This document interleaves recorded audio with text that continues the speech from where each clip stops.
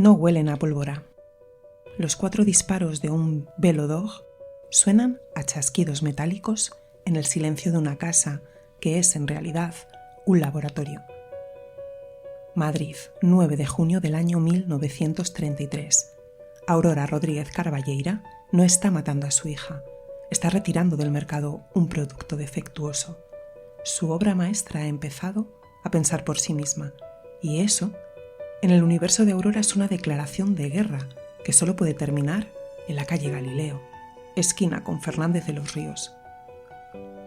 Ella tiene 38 años y acaba de matar a la persona que ella misma diseñó, concibió y construyó durante 18 años para salvar al mundo. La joven se llamaba Hildegard, era abogada, escritora, activista feminista y sexóloga. Había terminado la carrera de Derecho con solo 17 años. Hablaba 6 idiomas, llenaba auditorios y era amiga de H.G. Wells, conocida en toda Europa. Y dormía, y nunca llegó a despertar.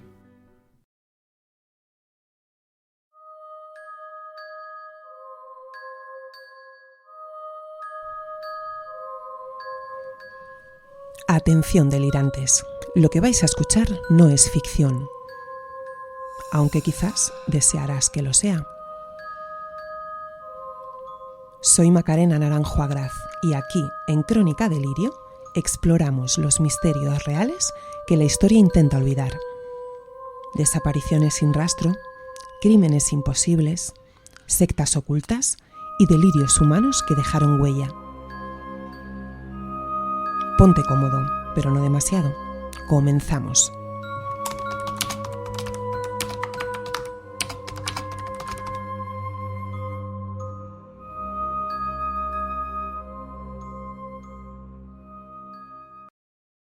Hola, delirantes. Si acabáis de llegar, bienvenidos. Y si ya lleváis un tiempo por aquí, gracias por seguir mirando donde otros apartan la vista. Hoy viajamos a la España de los años 30.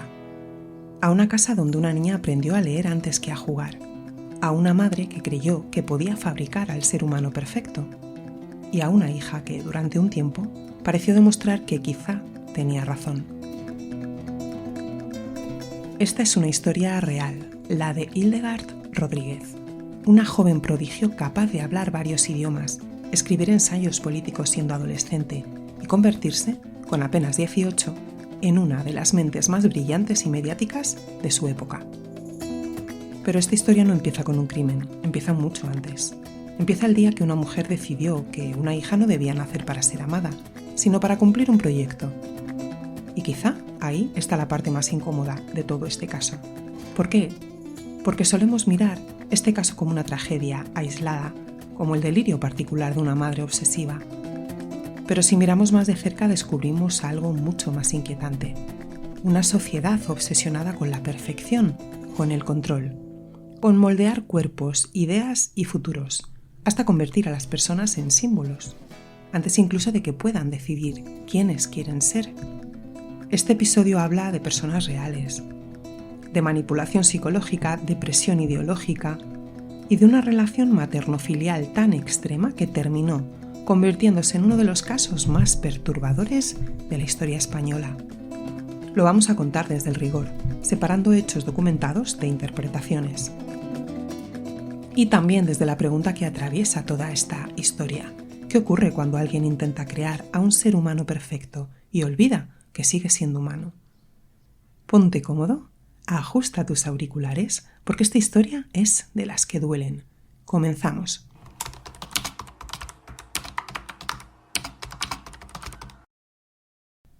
Para entender a Hildegard hay que entender primero el país que la produjo. España en 1914 es un país de tensión, frágil por fuera, en ebullición por dentro. El rey Alfonso XIII ocupa el trono, pero el sistema político que lo sostiene, la alternancia entre conservadores y liberales, pactada y manipulada desde arriba mediante el caciquismo, lleva décadas haciendo aguas. Nadie se cree ya que eso sea democracia y muchos, especialmente los más jóvenes, han dejado de esperar que cambie desde dentro. El país es mayoritariamente agrario.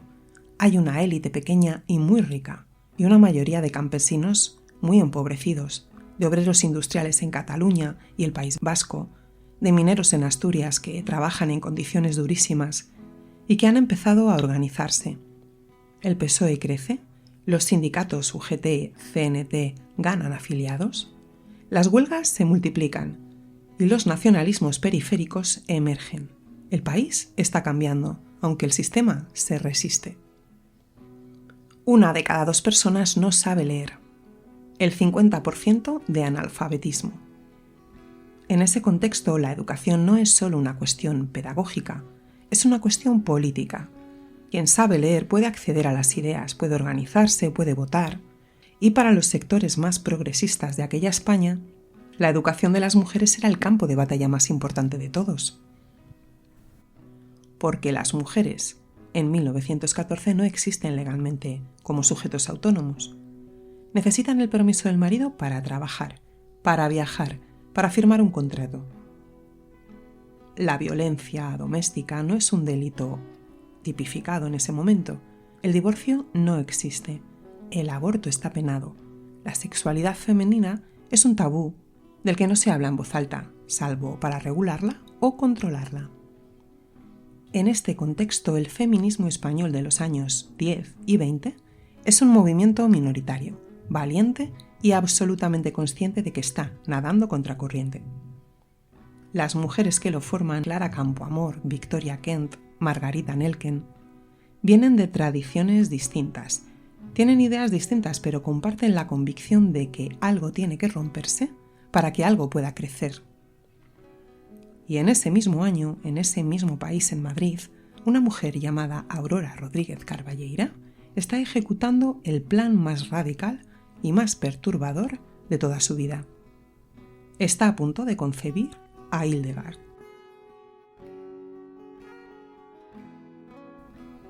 Aurora Rodríguez Carballeira nació en 1879 en el Ferrol, en el seno de una familia burguesa. Su padre era un hombre culto con una biblioteca muy amplia, que ella devoró desde niña. Entre esos libros se encontró algo que la cambió: los socialistas utópicos. Las ideas de reforma social, los primeros textos sobre eugenesia entendida como perfeccionamiento de la especie. Pero lo que marcó a Aurora no fue solo lo que leyó, también fue lo que vio. Vio el matrimonio de sus padres, la sumisión de su madre ante su padre, la indiferencia disfrazada de orden doméstico.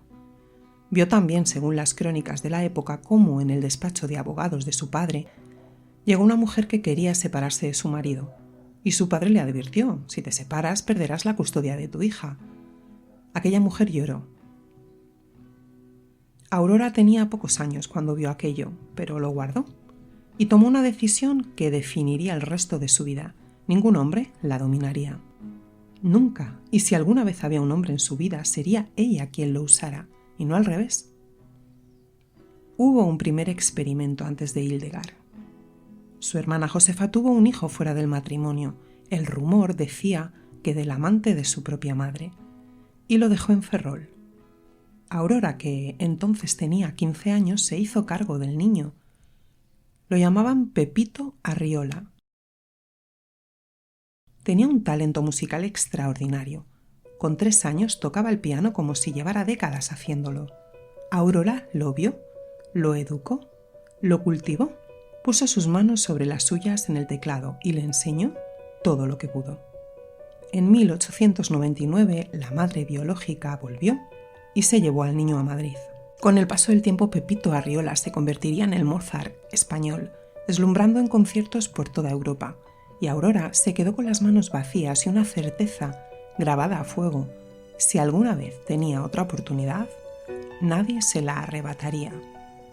Cuando su hermana se llevó a Pepito, Aurora quedó profundamente destrozada. Y la solución que encontró fue radical. Si la sociedad no producía a la mujer ideal, ella la crearía. No adoptaría, no educaría a la hija de otro. Esta vez lo haría desde el principio. La concebiría con el hombre adecuado, alguien que aportase los genes necesarios y que nunca pudiese reclamar la paternidad, y la educaría según un programa diseñado por ella misma, sin interferencias. El elegido fue Alberto Pallás, sacerdote castrense de Lérida. Aurora lo llamaba su colaborador fisiológico. No hubo amor, no hubo nada que no fuera la función que necesitaba de él. Un hombre atado por sus votos, incapaz de reconocer legalmente a un hijo. El 9 de diciembre del año 1914 nació en Madrid la niña. Aurora la llamó Hildegard, del alemán Hild, conocimiento, y Gard, jardín. Jardín del conocimiento. Ya el nombre en sí era un programa.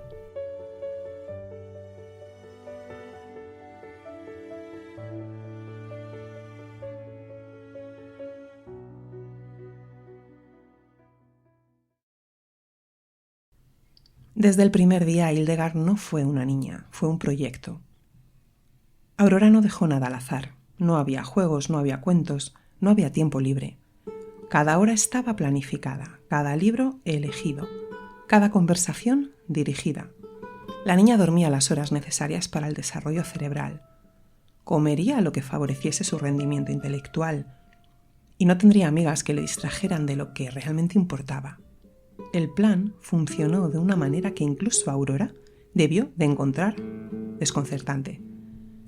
A los 11 meses Hildegard hablaba. A los 3 años leía con fluidez. A los 8 dominaba el alemán, el inglés, el francés, el italiano y otros idiomas, en total 6. A los 13 había terminado el bachillerato en el Instituto Cardenal Cisneros de Madrid. Con 17 era licenciada en Derecho por la Universidad Central, la abogada más joven de toda España. Simultáneamente, había comenzado la carrera de medicina. Esto no era ser un niño precoz, era algo que no tenía precedentes. Pero hay algo en ese currículum que hay que leer con mucho más cuidado. Hildegard no tenía amigas, no salía sola a la calle, no tomó ninguna decisión sobre su propio tiempo hasta que fue adolescente, y aún entonces Aurora estaba presente en todo. En las reuniones políticas, en los mítines, en las entrevistas de prensa, siempre a su lado y siempre vigilando. En 1926, con 12 años, Hildegard ya militaba en la Liga de la Bondad y en las Juventudes Socialistas. Daba discursos, la prensa la llamaba la niña prodigio, los círculos intelectuales la recibían con total fascinación. Y Aurora estaba siempre en la misma sala, escuchando. La paradoja es tan evidente que duele incluso nombrarla. Aurora había concebido a Hildegard para ser libre, para ser la demostración viviente de que una mujer podía valerse por sí misma, pensar por sí sola, vivir por sí misma. Y sin embargo, Hildegard no había tomado una sola decisión autónoma en toda su vida. Aurora elegía sus lecturas, sus amistades, sus causas, su imagen pública, su horario. La niña más libre de España era, en su vida cotidiana, la menos libre de todas. Los sociólogos tienen un concepto para esto. Lo veremos en el análisis, pero antes necesitas conocer lo que Hildegard hizo con todo aquello.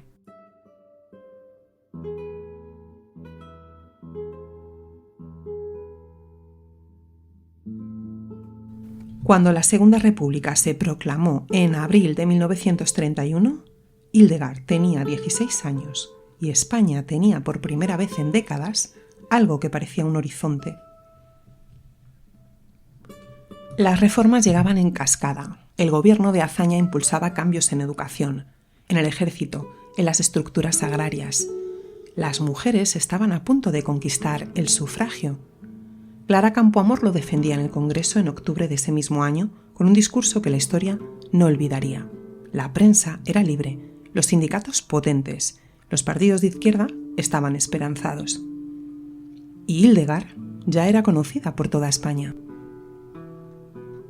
Defendía posiciones que en la España del año 1931 sonaban afuera de este planeta.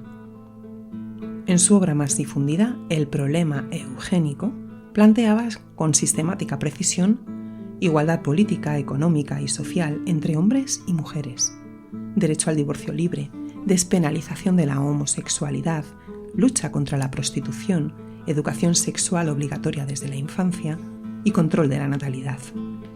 No había precedente en España de que una mujer tan joven impulsara una revolución sexual de esa magnitud. Y lo hacía con argumentos, con datos, con la seguridad de quien ha leído todo lo que hay que leer sobre el tema. Sus contactos internacionales en el campo de la sexología eran los mejores de Europa. La gran ironía, la que recorre toda su historia como una corriente subterránea, es esta: Hildegard defendía la libertad sexual y la emancipación femenina con una profundidad y una coherencia que asombraban a sus contemporáneos, y ella misma no había experimentado nada de todo eso, ni el amor libre, ni la autonomía personal de salir una tarde sin que su madre supiera a dónde iba. Predicaba la liberación desde una jaula de cristal, tan bien construida que era casi invisible. En 1932, Hildegard fue expulsada del PSOE y de la UGT tras publicar una carta en La Libertad criticando duramente una alianza del socialismo con un candidato reaccionario. Lejos de amedrentarse, se unió al Partido Republicano Federal. Siguió escribiendo, siguió llenando auditorios y siguió siendo Hildegard. Y empezó a querer demostrar quién realmente era ella.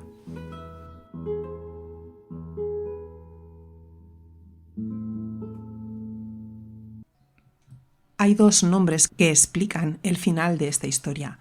Uno es Wells y el otro es Abel Velilla. Abel Velilla era compañero de partido, abogado, de una edad cercana a la de Hildegard. Compartían ideas, debates, reuniones. En la vida de Hildegard, en la que no había habido casi nada de todo eso, esa proximidad contaba. En el juicio posterior, Abel insistió en que la relación era solo de amistad, pero en la cabeza de Aurora la posibilidad de que su hija sintiese algo por un hombre era una amenaza de primer orden. El golpe definitivo llegó en la primavera de 1932. H.G. Wells llegó a Madrid. El escritor de La Guerra de los Mundos, el intelectual más celebrado de la ciencia ficción mundial, había estado en contacto epistolar con Hildegard durante meses. Quedó deslumbrado por ella y le hizo una propuesta: que viajase a Londres como su secretaria. Era la oportunidad de su vida, un trabajo en Londres, lejos de Aurora, en el entorno intelectual más estimulante de toda Europa. Hildegard quería ir. Para Aurora, aquello era impensable. No vio una oportunidad para su hija, sino una conspiración para arrebatársela. La misma que había sufrido con Pepito Arriola 30 años antes. Alguien venía a quitarle lo que ella había construido con tanto esfuerzo y no iba a permitirlo. La misma que había sufrido con Pepito Arriola 30 años antes.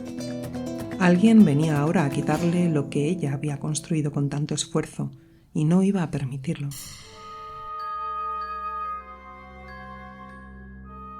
Las discusiones en el apartamento de la calle Galileo se volvieron muy frecuentes y violentas.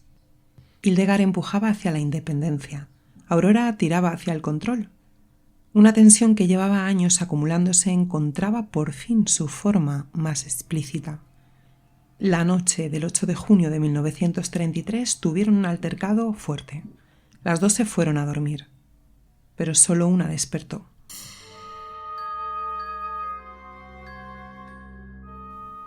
Poco después de las 8 de la mañana del 9 de junio del 33, Aurora mandó a la criada a sacar a los perros. Cuando el pasillo quedó vacío, entró en el dormitorio de Hildegard con un revólver Velodog. 3 disparos a la cabeza, un cuarto en el corazón. Hildegard tenía 18 años. Dormía. Aurora no huyó, no llamó al médico. Salió del apartamento y fue directamente a ver a su amigo y abogado, Juan Botella Asensi, y le dijo con total serenidad: vengo a decirle que he matado a mi hija para que no piense que estoy loca y me diga lo que tengo que hacer. Esa frase dice mucho. Dice que Aurora era consciente de lo que había hecho. Dice que lo había pensado, que en su lógica el acto tenía una coherencia que ella misma podía articular. El funeral de Hildegard fue multitudinario. Su cuerpo fue velado en la sede del Partido Republicano Federal. La carroza blanca que recorrió las calles de Madrid iba acompañada de políticos, periodistas y escritores. Clara Campoamor estaba allí. España lloró a Hildegard con la intensidad de quien siente que ha perdido algo que apenas acababa de comenzar. El juicio se celebró en la primavera del 34. Aurora fue juzgada por un jurado popular con los agravantes de premeditación y alevosía. Nunca negó lo que había hecho. En sus declaraciones no buscó excusas en ningún momento. Habló de Hildegard como de algo que le pertenecía, que ella había creado y que cuando decidió escapar tenía el derecho de destruir. Los psiquiatras encargados por el fiscal fueron Antonio Piga y Antonio Vallejo Nájera, el mismo Vallejo Nájera que años después avalaría desde la psiquiatría la represión franquista. La acusación ganó. Aurora fue condenada a 26 años, 8 meses y 1 día de prisión. Pasó 2 años en la cárcel de Ventas, antes de ser trasladada al sanatorio psiquiátrico de Cienpozuelos. Murió allí, en 1955. Tenía 76 años. El franquismo enterró la historia de Hildegard junto con todo lo que ella representaba. No fue rescatada hasta el año 1973, cuando Eduardo de Guzmán, el periodista que había cubierto el caso para el Diario de la Tierra, publicó Aurora de Sangre. En 1977, Fernando Fernán Gómez la llevó al cine. Almudena Grandes la convirtió en centro de La madre de Frankenstein. Y en 2024, Paula Ortiz la trajo de nuevo a las pantallas con La Virgen Roja, con Najwa Nimri en el papel de Aurora. La historia de Hildegard sigue siendo contada, porque la pregunta que plantea sigue sin resolverse. ¿Por qué ahora? ¿Por qué cuando Wells le ofrece Londres? Las hipótesis no apuntan solo a la locura. Algunos historiadores ven en Aurora el miedo al fracaso del socialismo utópico encarnado en su hija.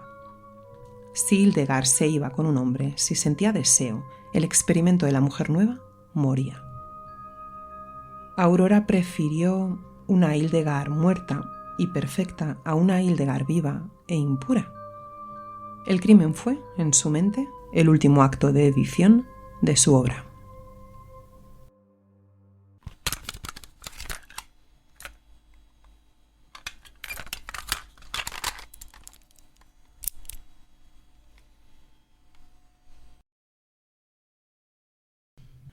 Dejadme ahora que nos bajemos al barro de la sociología, porque la historia de Hildegard no es un crimen sin más, es un experimento sociológico involuntario sobre los límites del control, la identidad y la libertad. Y lo que revela está tan vigente hoy como lo estuvo en 1933.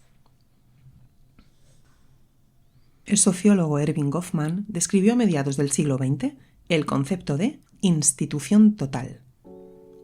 Es un espacio cerrado, una cárcel, un convento, un hospital psiquiátrico, donde todos los aspectos de la vida de una persona están controlados por otra, donde no hay separación entre los ámbitos de la existencia, donde el individuo no puede escapar a ningún rincón que no esté vigilado. El apartamento de Aurora Hildegard era una institución total sin muros visibles. No había rejas, no había guardias, pero tampoco había espacio físico, temporal o mental que Aurora no ocupase. Las lecturas de Hildegard eran las que Aurora elegía, sus amistades eran las que Aurora aprobaba, su carrera política únicamente la diseñaba Aurora, su imagen pública, construida también por Aurora.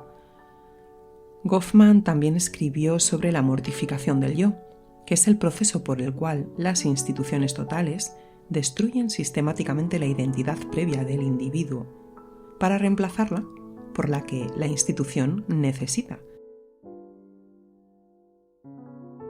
Hildegard no necesitó que le destruyesen una identidad previa, porque nunca tuvo espacio para construirla. Lo que Aurora hizo fue más radical aún, impidió que la identidad de su hija emergiese en primer lugar. Goffman nos habla de la mortificación del yo, pero Émile Durkheim nos da la clave final: la anomía. Porque Aurora vive en un vacío de normas externas. Al aislar a Hildegard en la calle Galileo, creó una microsociedad con leyes privadas. En este contexto, el crimen no es una patología individual, sino un hecho social interno. Aurora castigó la desviación de su hija como un sistema totalitario castiga al traidor, para reafirmar la conciencia colectiva de su propio y delirante hogar. Hay una contradicción que recorre toda la vida de Aurora, que merece nombrarse con claridad. Aurora era una feminista convencida. Defendía la autonomía de la mujer, el derecho a la sexualidad libre, la igualdad política y económica. Esas no eran ideas superficiales en ella. Las había construido durante décadas, las había aplicado a su propia vida, eligiendo la maternidad en solitario cuando aquello era un escándalo social, publicando y militando en causas que le costaban el rechazo de muchísima gente. Y al mismo tiempo ejercía sobre su hija el control más absoluto que una persona puede ejercer sobre otra. Le negaba la autonomía que predicaba, la vigilaba con la intensidad de un carcelero y decidía todo por ella. Esta no es una contradicción menor que se explica por la locura de Aurora. Es una contradicción que tiene raíces muchísimo más profundas y que se repite en otras figuras y otros contextos y que dice algo importante. La libertad que predicamos para el mundo no siempre es la libertad que somos capaces de conceder a las personas más cercanas. El proyecto político y el proyecto personal son cosas muy distintas y a veces los más comprometidos con cambiar el mundo son los que más dificultad tienen para soltar el control en sus propias casas. Y ahora hagámonos esta pregunta: ¿puede una persona que fue concebida como instrumento llegar a ser un sujeto? Hildegard lo intentó. Todo lo que hizo en sus últimos años de vida, la amistad con Abel Velilla, la correspondencia con Wells, el deseo de ir a Londres, todo fue un intento de convertirse en alguien que tomaba sus propias decisiones. No quería dejar de ser Hildegard, quería ser Hildegard y también ser ella. Y Aurora lo leyó como una traición, porque en su lógica Hildegard no era una hija, era su obra maestra. Y una obra no le debe lealtad a nadie excepto a su creadora. La sociología del desarrollo nos dice que la identidad personal se construye en la interacción con otros, en el conflicto y la negociación con el entorno, en la posibilidad de elegir y de equivocarse. E Hildegard nunca tuvo eso, tuvo un programa y cuando intentó salirse, encontró que la única salida que Aurora había previsto para ella era ninguna, o la muerte. Y además hay que decir algo sobre la eugenesia que el borrador original planteaba bien, pero que merece una precisión. La eugenesia no nació como una ideología de exterminio. En los primeros años del siglo XX, muchos sectores de izquierda, socialistas, anarquistas, feministas, la adoptaron como herramienta de mejora social. Significaba para ellos educación sexual, control de la natalidad, salud reproductiva, el derecho de las mujeres a decidir cuándo y con quién tener hijos, una idea que hoy llamaríamos derechos reproductivos. El nazismo la transformó en algo completamente distinto, la justificación pseudocientífica del exterminio de quienes el régimen consideraba impuros. Esterilización forzada, cámaras de gas, asesinatos masivos. La misma palabra, otra cosa completamente diferente. Y en la España franquista la eugenesia también fue pervertida, en manos de Vallejo Nájera, el mismo psiquiatra que evaluó a Aurora. Se convirtió en la base teórica de la represión política y social del franquismo. La locura del enemigo como justificación de su eliminación total. Aurora Rodríguez e Hildegard usaban el concepto en su versión progresista. Eso no las hace monstruosas, pero tampoco las exime del análisis que estamos haciendo, porque incluso en su versión más benigna, la eugenesia llevaba dentro de sí la idea de que hay vidas mejor diseñadas que otras. Y esa idea, en manos de alguien con la obsesión de Aurora, podía llegar a justificar cualquier cosa.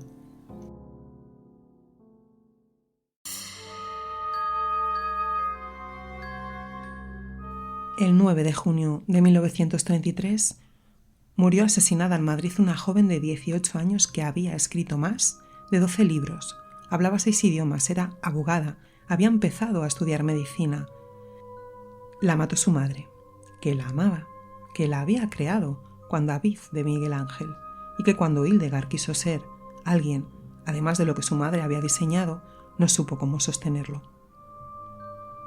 El caso de Hildegard es una historia sobre el amor que no puede soltar, sobre la libertad que se predica y no se concede, sobre lo que ocurre cuando una persona decide que otra le pertenece, no por maldad, sino por la convicción más ciega de todas, la de que sabe mejor que nadie lo que esa persona necesita.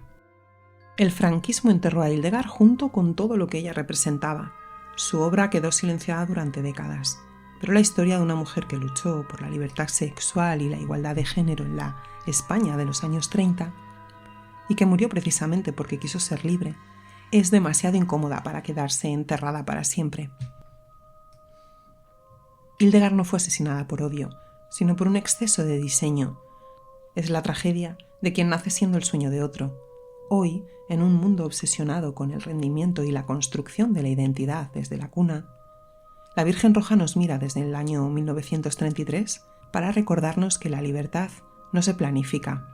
La libertad es, precisamente, lo que queda cuando el plan de quien nos creó falla. Y la pregunta con la que hoy te quiero dejar es esta. ¿Puede una persona que nació como proyecto de otra llegar a ser alguna vez verdaderamente libre? Hildegard lo intentó y le costó la vida. Hildegard pasó a la historia como la Virgen Roja, como la niña prodigio, el experimento imposible. Pero quizá la parte más triste de su historia es que casi nunca se le permitió ser simplemente una persona. Y tal vez, por eso, este caso sigue incomodando tanto tiempo después, porque nos obliga a mirar algo que todavía existe: la obsesión por moldear a otros según nuestras expectativas, por convertir a las personas en proyectos, en símbolos, en ideas perfectas. En ideas perfectas, aunque para lograrlo haya que romperlas por dentro. Y si este episodio te ha removido algo, compártelo, que la historia de Hildegard siga circulando con la profundidad que merece, lejos del morbo y cerca de la reflexión. Y si todavía no estás suscrito en tu plataforma de audio favorita, Spotify, Apple Podcasts, iVoox, este es un buen momento para hacerlo. Es gratis y ayuda muchísimo a que Crónica de Lirio siga creciendo y encontrando a quienes todavía no saben que estas historias también hablan de ellos. La semana que viene, más Crónica de Lirio. Nos escuchamos. Adiós.